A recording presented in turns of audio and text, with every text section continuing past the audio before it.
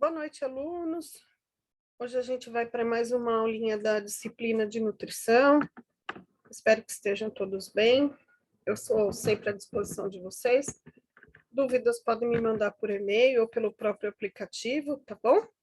Como sempre, ao final da aula, eu deixo a atividade complementar e deixo também os slides e a apresentação para consulta de vocês, tá bom? Eu vou compartilhar a tela para vocês terem acesso ao que a gente vai estar discutindo hoje. E aí hoje a gente vai estar vendo dietoterapia e classificação das dietas. Por que é importante eu saber qual tipo de dieta, qual que é a classificação de dieta? Porque primeiro que a gente tem que confirmar, né? Isso não é responsabilidade só do serviço de nutrição, a gente precisa saber aquilo que o paciente pode estar tomando ou não, ver se está de acordo com a prescrição, né? Para ver se a gente vai ter alguma complicações ou não. Cada dieta tem uma quantidade de alimentos específicos, tá? E aí a gente vai estar entendendo um pouquinho de cada uma delas, para que serve, qual que é a importância. No decorrer das próximas aulas, a gente vai estar entrando bem na nossa parte de enfermagem, né, com relação aos cuidados, o que eu tenho que fazer com as sondas, né, os cuidados que a gente tem que ter. E nas outras disciplinas, vocês vão estar vendo isso também mais um pouquinho, tá bom? Então, dietoterapia, que é o que vocês vão ver por vezes na prescrição, é a dieta, é a prescrição das dietas que vai depender das condições na qual o paciente se encontra. Então, pode ser que seja o paciente esteja em condições de comer uma dieta geral, assim como pode ser que ele esteja em condições de não comer absolutamente nada. E aí, a depender disso, é o tipo de dieta que vai ser prescrita, tá? Quem prescreve a dieta é o médico, e a prescrição da dieta, do tipo de dieta que vai em cada dieta, é a nutricionista que faz, a equipe de nutrição, tá bom? Normalmente, essa prescrição é composta por dietas de rotina, desde lactentes, crianças, adultos, tem as variações que a gente vai entender, e dietas necessárias a determinados procedimentos diagnósticos de acordo com a tabela de composição dos alimentos. Então, assim, isso pode variar um pouco de hospital para hospital? Pode, né? E aí, de acordo com aquilo que a nutrição tem disponível, ela monta a relação de alimentos que vai em cada uma das dietas, de acordo com a classificação dessas dietas. Então, os médicos têm acesso a isso para saber o que eles podem prescrever. Por vezes dá algumas confusões na dieta clara sem resíduo, dieta branda, dieta leve. Isso gera um pouquinho de dúvidas. Então, por isso que a nutrição sempre deixa disponível para ele saber, desde a consistência até os alimentos que ele tem disponível para aquele tipo de dieta, tá? É importante a gente entender alguns termos, né? Que isso vai estar presente no dia a dia da gente, tá? Na nossa profissão, né? Então, eu vou passar alguns deles, que são os mais importantes para vocês, e aí a gente vai discutindo e já entrar na questão das dietas propriamente dita, tá bom? Então, nutrição, que é a soma dos processos pelos quais o corpo utiliza os alimentos para energia e manutenção das atividades. Então, nutrição a gente acha que, né, é aquela questão do preparo dos alimentos, de fazer os alimentos, da gente se alimentar, mas na verdade não é, tá? Nutrição é o nosso organismo se alimentando, e aí sim o se alimentar, para poder fazer todas as atividades que eles têm que fazer dentro de cada célula, lembrando de tudo aquilo que a gente já veio vendo nas aulas anteriores, tá bom? Que são os nutrientes, né, que a gente já viu, que são as substâncias químicas presentes nos alimentos e que o nosso organismo, a nossa célula, que vai absorver dessa forma. Um carboidrato, proteína, gordura, vitaminas, sais minerais e água. Saúde é a condição caracterizada pelo alto nível de bem-estar que possibilita ao indivíduo o desempenho completo de todo o seu potencial físico e mental, não é pura e simplesmente a ausência de doença, tá bom? Que antes era só a ausência de doença, significava que você estava com saúde. Mas não só isso que basta, tá? Quilocaloria, isso é mais comum no nosso dia a dia, né? A gente saber que a unidade de medida que tem cada alimento. Baseado nisso, a gente tem uma quantidade diária de quilocalorias que a gente pode consumir para a gente ou manter o peso, ou perder peso, ou ganhar peso, tá? Então, as dietas servem para isso também, tá?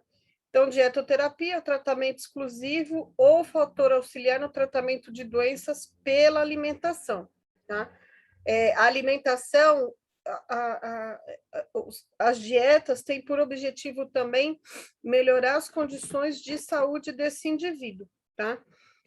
Inclusive com suplementos e com outros aditivos, por exemplo, a gente consegue fazer com que o paciente recupere uma lesão de pressão, né? Geralmente por não mudança de decúbito aí, no caso, a gente consegue fazer com que ele restabeleça e recupere essa lesão mais rápido, tá? Isso usando da dietoterapia, tá?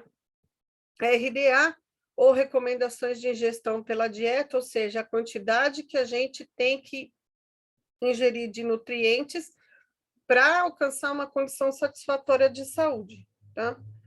VDR, ou valor diário de referência, esse sim que a gente usa, né?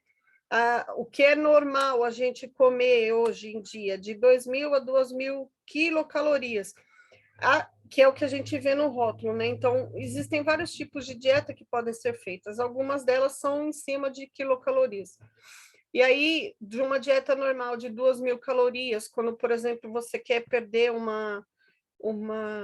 perder peso e mudar para uma dieta hipocalórica, você reduz em média de 500 a 1.000 quilocalorias por dia. Então, você vai consumir em média de 1.000 a 1.500 quilocalorias, ao invés de comer de 2.000 a 2.500.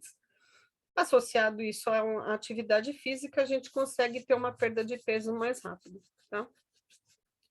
Intolerância alimentar é uma intolerância não imune, ou seja, não é uma intolerância provocada por alguma doença, né? Então, alguma intolerância que a gente adquire com o tempo a alguns alimentos, seja por um problema na digestão ou outro fator. Por exemplo, uma alergia, né? Sempre comi camarão. E depois de um tempo deu intolerância alimentar, eu tenho alergia ao camarão. Tá? Isso pode acontecer, tá?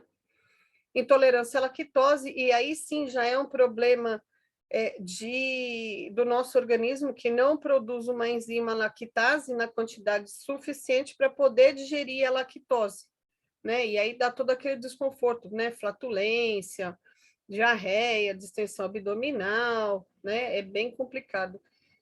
A bem da verdade, o único animal que ainda continua tomando leite na vida adulta somos nós, né? E não entendam o animal no sentido pejorativo, muito longe disso, mas é que é o animal ser humano, é o único que ainda continua mamando depois de adulto. Pode ver que todo e qualquer outro animal não mama, ele tem um limite para consumir o leite, tá? Então, por fases, mesmo depois na fase adulta, sempre tomei leite, aí se tornou intolerância à lactose, porque realmente a gente não foi feito para isso, tá? IMC, ou índice de massa corpórea, é o indicador das medidas, né? O famoso, a gente divide o peso pelo quadrado da altura em centímetros e dá aquela tabela do IMC, para saber se está abaixo do peso, muito abaixo do peso, no peso adequado, sobrepeso, obesidade grau 1, grau 2 ou até grau 3, que é acima de 40 o resultado do IMC, tá?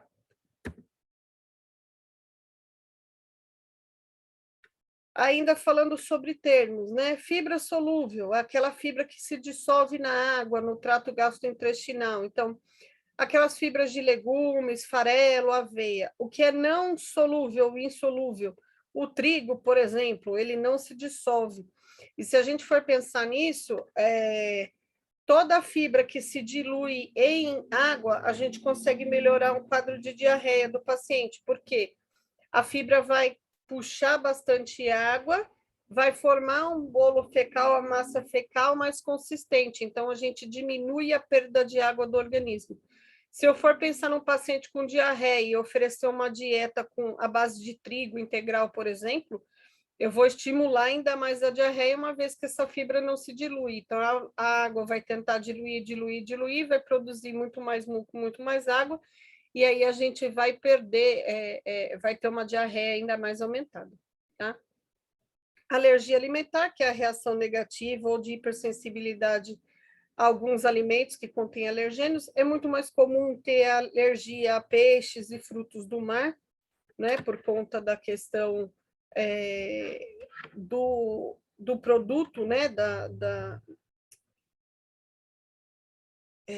dos sais e do que contém o peixe e os frutos do mar, tá?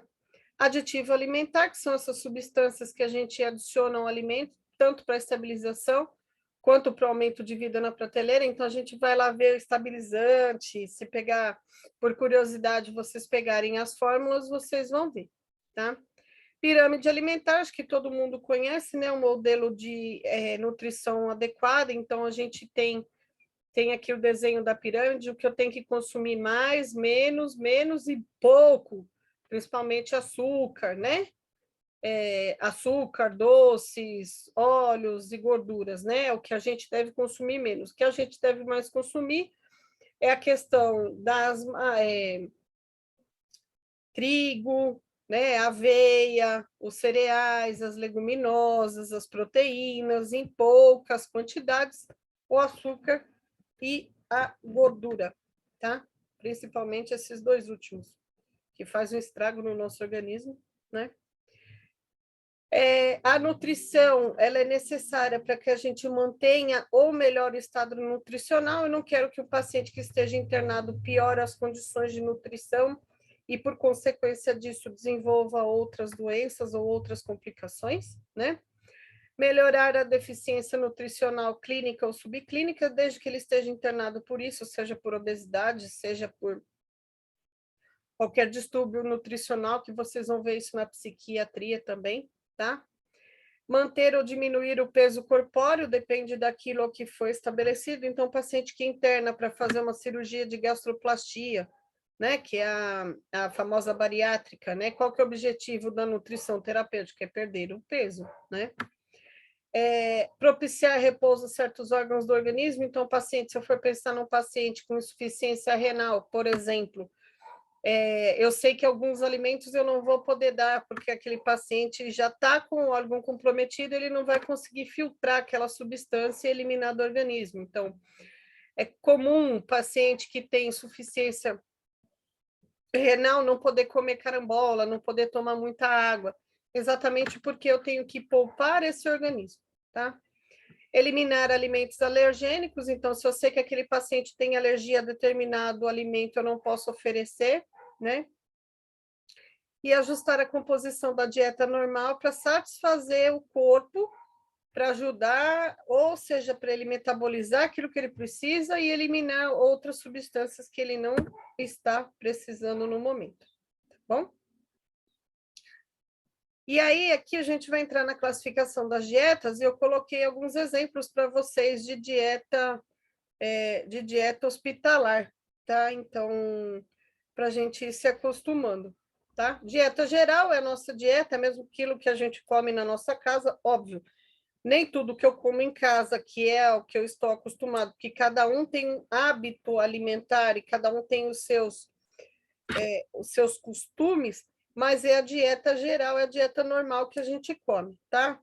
Livre, ela tem direito a todos os nutrientes, é óbvio, né, que não vou conseguir tomar um sorvete no hospital, mas dependendo do padrão do hospital, se eu quiser um sorvete e tiver com uma dieta geral, alguém pode oferecer o sorvete para o paciente, tá?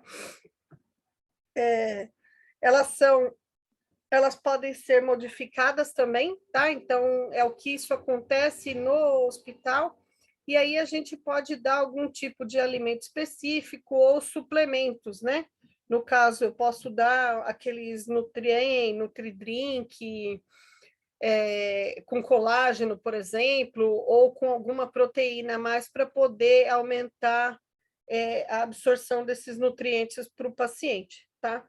Então, isso é um exemplo de uma dieta geral, basicamente aquilo que a gente come no nosso dia a dia, tá?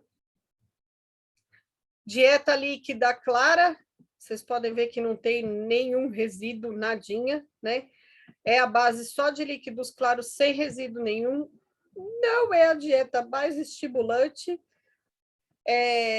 nem mais gostosa, mas, enfim, é necessário. Então, se a gente for pensar no paciente com uma cirurgia de gastroplastia, por exemplo, que vai ficar 2, 3 dias sem se alimentar só no soro, no terceiro dia, até um mês, ele começa nessa dieta clara. Então, não pode ter gordura, não pode ter nada de resíduo, nada, nada, nada, nada, nada. Então, por exemplo, vou fazer uma sopa, que é o caldo.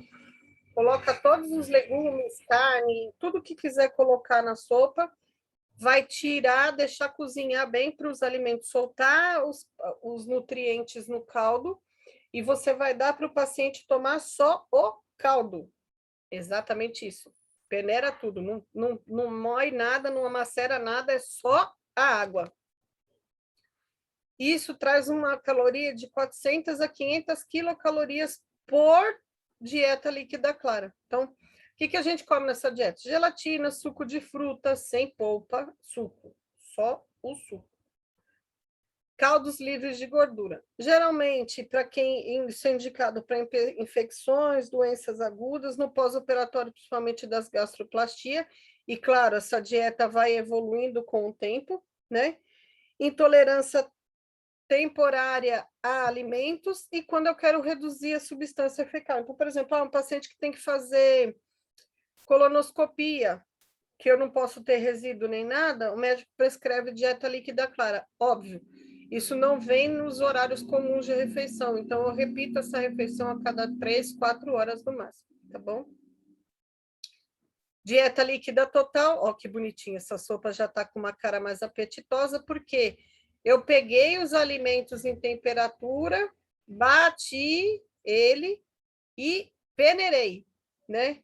Então, eu tenho, além daqueles alimentos da dieta clara, leite, sopas e similares, suco de fruta e vegetal que eu posso bater, gemada, ó o sorvete, já entrou aqui o sorvete, gelatina, coalhada, uma carninha amassada, manteiga, margarina, creme, açúcar, mel e vegetais, mas tudo isso na forma de purê. Eu tenho que bater tudo e deixar uma papinha na forma de purê, né? Isso é a segunda transição, por exemplo, numa dieta de gastroplastia, né? Então, eu saio daquele líquido para essa dieta líquida total. Então, é uma transição entre as dietas clara e a dieta leve, de novo, em pós-operatório ou em pacientes com gastrite, infecção, principalmente para doenças de trato gastrointestinal. Paciente com febre, que não tem muita tolerância a alimentos sólidos, a gente também prefere essa dieta líquida, tá? Dieta leve, ó, tá começando a melhorar a carinha da sopa já, né? Aqui a gente já vê que a gente tem mais fibras, né? Os alimentos estão já mais em pedacinho, tem uma carninha moída aqui, tem legumes, ó, batata, cenoura, ervilha. Os alimentos já estão mais cozidos, mais cios e já estão mais inteirinho.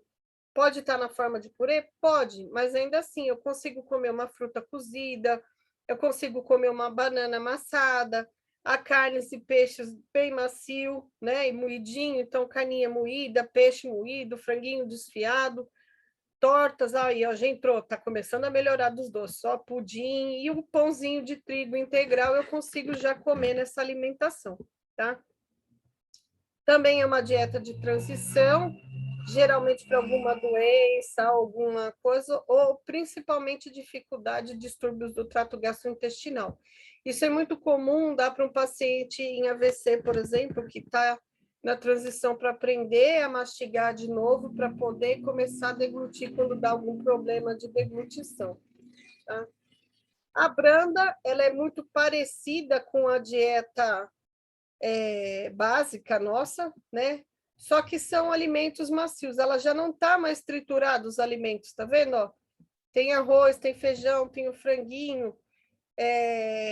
A diferença é que ela tem menos gordura e menos condimentos do que uma dieta geral. E nessa dieta, então, eu não consigo consumir, não pode consumir álcool e cafeína, né? É uma dieta mais tranquila, principalmente com relação a condimentos, né? Mas agora já entra tudo na consistência praticamente normal, tá bom? Algumas dietas sofrem modificação na consistência, né? Pode ser prescrito uma dieta leve mecânica, por exemplo, que é aquela lá mais pastosinha para quem tem dificuldade de deglutição. Uma dieta com restrição de resíduos, então não pode ter fibra, não pode ter, geralmente quando tem uma cirurgia do trato gastrointestinal, gastrite ou Crohn. Doença de Crohn é uma doença de inflamação do intestino bem complicada, que dependendo do grau de evolução de onde você pega, você perde partes do intestino. E aí eles vão fazendo várias fístulas no intestino e extravasando conteúdo fecal para a parede abdominal. Então, ela é bem complicada. E aí você não pode dar fibra, você tem uma série de restrição de alimentos por conta de não deixar resíduos e tentar facilitar a digestão desses alimentos, né? Então, um outro exemplo é de verticulite, que é difícil a digestão também. Então, é um tipo de dieta que é bem usada.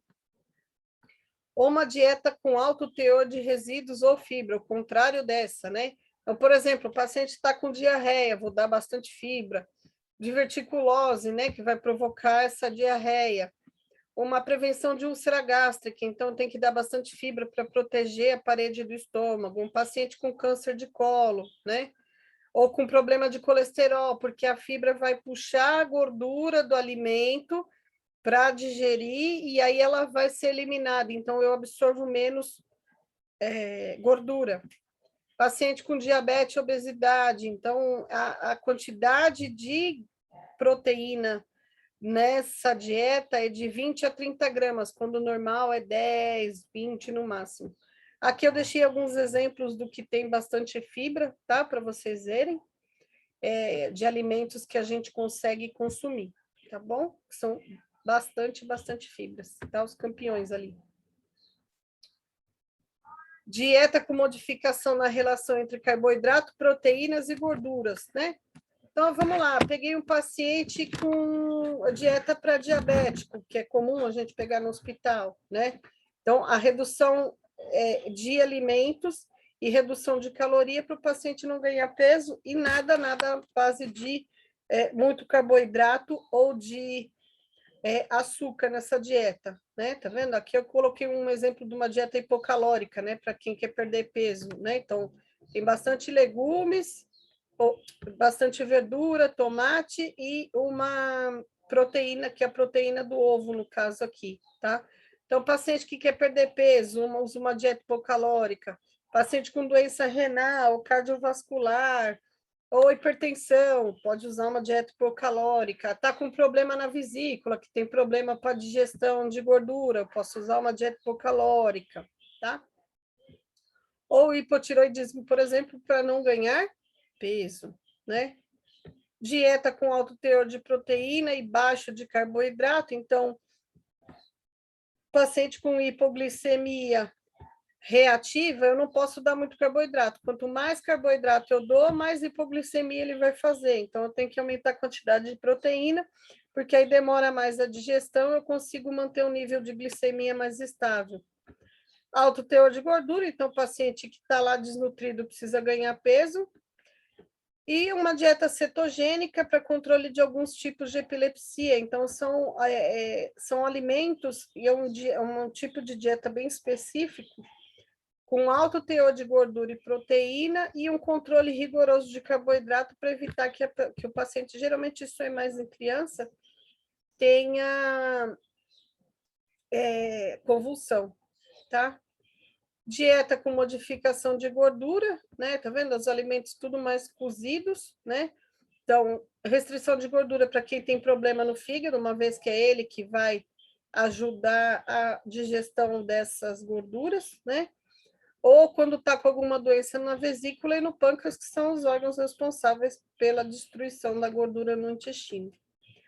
Baixo colesterol com gordura controlada, então, quem tem problema de colesterol ou de aterosclerose, que é a formação de gordura nas paredes das artérias, por exemplo, a gente tem que dar uma dieta com controle de gordura, tá? E uma dieta com hiperlipoproteinemia. Então, para quem tem problemas cardiovasculares, também a gente vai dar pouca gordura e mais proteínas. Dieta com modificação na proteína. Aqui eu coloquei um exemplo de comum quando a gente faz o teste do pezinho, o PKU, a gente descobre uma das doenças do PKU, que são várias que são identificadas, é a fenilcetonúria. A criança tem problema de absorção de alguns alimentos e tem problema de malformação.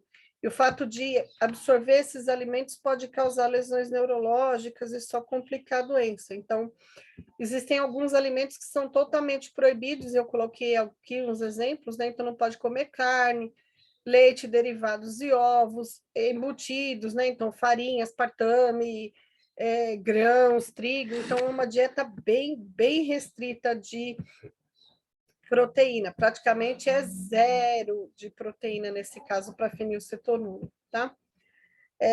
Restrição de proteína, então, para quem está em coma hepático, uremia grave, crônica, porque aí vai produzir, aumentar muito o ácido úrico e a ureia aqui, né? Então, paciente com doença renal hepática não pode comer muita proteína.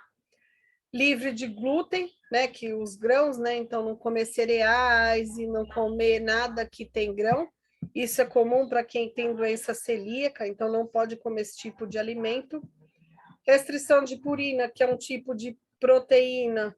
Então, alguns alimentos vão aumentar muita produção de ácido úrico, eu tenho que controlar, então, paciente renal é bem complicado.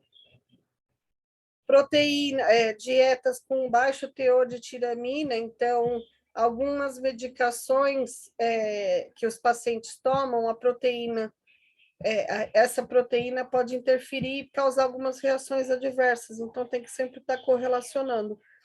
O médico sabe e a nutricionista também acompanha para ver o que pode dar ou não, né? E para quem precisa corrigir a questão de proteína e ter ganho de massa muscular, por exemplo, a gente pode fazer uma dieta com alto teor proteico, tá? Dieta com modificação nos carboidratos, então eu vou pensar numa dieta livre de lactose, para quem tem intolerância parcial ou total dessa proteína, dessa enzima do leite. Então, hoje é muito comum a gente ver os alimentos, né? Zero lactose, ó, leite, creme de leite, achocolatado, chocolate, bolachas, iogurtes, tá vendo? Ó, cookies, né? É muito mais fácil hoje se achar alimentos livres de lactose, né? E síndrome de dumping, ou seja, pacientes que são submetidos a gastroplastia ou bariátrica, eles têm uma intolerância grande a doces. Então, é uma dieta que tem que ser específica, eu não posso comer muito doce concentrado, aqueles bala, brigadeiro, nada de doce industrializado, né? Não dá para ficar tomando líquido no meio das refeições, então ou eu como ou eu tomo líquido, porque senão aumenta muito o volume, e o volume do estômago é reduzido. Pensa assim, o tamanho normal do estômago de uma pessoa é do tamanho da nossa mão, né? Então, o nosso punho fechado, esse é um tamanho normal do estômago de uma pessoa. Quem faz bariátrica, o estômago fica reduzido ao tamanho do polegar. Dá para ficar comendo e tomando água junto? Não, tá bom? E se a gente come muito doce ou toma muito líquido no meio das refeições, dá um desconforto, da náusea, da vômito, da diarreia, da dor abdominal, então é bem complicado esse dump, tá? Dieta com modificações nos minerais, então eu preciso... é um paciente que tem doença de Addison, que ele tem... fica com baixa absorção de sódio, então tem que aumentar a ingestão de sódio. O que é uma ingestão normal de 2 a 3 gramas de sódio por dia, eu tenho que aumentar para 4 a 6, tá? Ou o contrário, eu tenho que restringir o sódio para 2 a 3, né? Quando o paciente é hipertenso, tem ICC. Tem que restringir potássio, então o paciente tem problema renal. Eu não posso dar alguns alimentos que têm potássio, porque senão vai aumentar a quantidade de potássio, ele não vai absorver, ele vai ter problema cardíaco. Aliás, ele não vai eliminar por conta do rim, ele vai ter problema cardíaco. Ou é um paciente que precisa de aumento de potássio, então alguns medicamentos que se tomam, ou pacientes que fazem radioterapia, quimioterapia, pode ter deficiência de potássio, e da mesma forma ele vai ter problema cardíaco, então tem que dar, além da suplementação, alguns alimentos ricos em potássio. Restrição de cobre, então doença de Wilson, eu não posso comer alguns alimentos que tenham cobre. E por aí a gente vai vendo. Alto teor de ferro e vitamina. Então, aqui eu coloquei alguns exemplos da onde os top 10 dos alimentos ricos em ferro, né? Quanto mais escuras as verduras e a folha ou o grão, mais ferro a gente tem, tá? É um bom exemplo de dieta de ferro, tá bom? Essa foi a nossa aulinha de hoje. Dúvidas, estou à disposição. E a gente se vê na próxima aula. Abraço a todos. Tchau, tchau.